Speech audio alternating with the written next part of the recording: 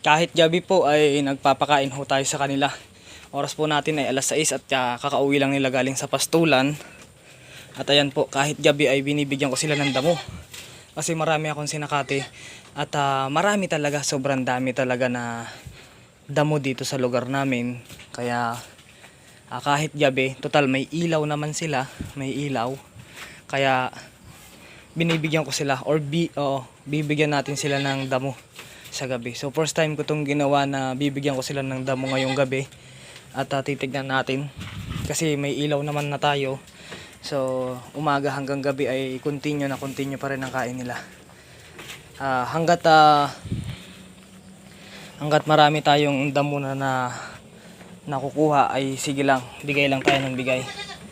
Ito naman ay feeds. Subukan natin dito. Ayan o. Kain pa rin sila ng kain. Galing na ho sila ng pastulan yan. Alas 6 na ho. At sige lang, continue lang sila ng continue. Kain lang sila ng kain. At yun dito naman si Buntis ay kain din ng kain. Ayan. So marami siyang choices. Marami siyang pagpipilian. Bigyan lang natin sila ng bigyan ng pagkain. Para mabilis silang tumaba. Ito susubukan lang natin to kasi ito talaga hindi ko makain ng feeds. Hindi ko pa nakita tong kumain ng feeds. Pero subukan lang natin. Subukan natin siyang bigyan kung gusto niya. Gusto mo? Ayaw mo? Bigyan na natin sa puti. Oh, huwag ka na lumabas. Ito ay kukulong ko na to. Isa na to. Kasi maganda hulahin yan eh. Bower line. Gusto mo? Ayaw mo? Bigay ko na lang dito kay puti. Bigyan natin kay puti yung feeds.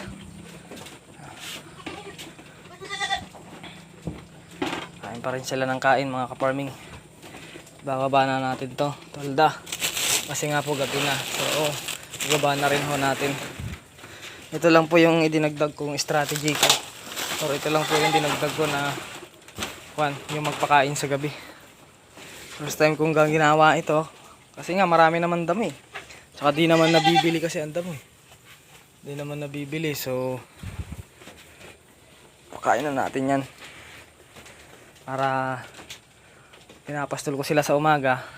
Pinapakain ko pa sila sa gabi. Sa kanila na lang yung kung kakain pa sila sa gabi. Ang importante ay sa hanggang umaga naman siguro ay kahit paano ay mauubos nila yan. Yan mga ka-farming. Ito lang po ang update at advance sa aking kambingan.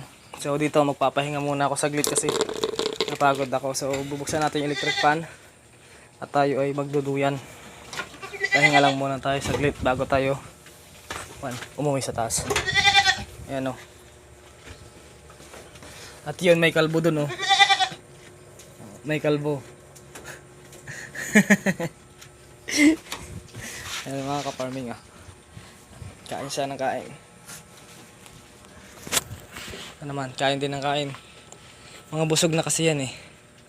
Pero kakain pa rin yan mga ka-farming. Kakain pa rin sila. Po yung ating electric fan. Pahinga lang muna tayo saglit bago tayo umuwi. Ito ay pinag-isipan kong hindi muna pakawalan. Ikulong ko siya kasi kukondisyon ko yung katawan niya para kasi magandang gawing inahin to eh. Yung anak ni Tagpe. Magandang gawing inahin to. Nilahi kasing bower to mga ka-farming. F1 bower yan mga ka-farming. So maganda na ho ang F1 bower. So talagang dyan na lang yan. Traditional F1 bower po yan. At ito naman ay F1 Boang. Yan yung dalawa. Yun naman po ay F3 Anglo-Nob yan. At upgraded bower naman po yun si Tagpe. Yan lang po ang mga kambing ko mga ka-farming. Yan. Simpleng-simple lang ang aking kambingan. Naka-ready na yung pamunas para sa panganganak niya kung sakaling manganak anytime.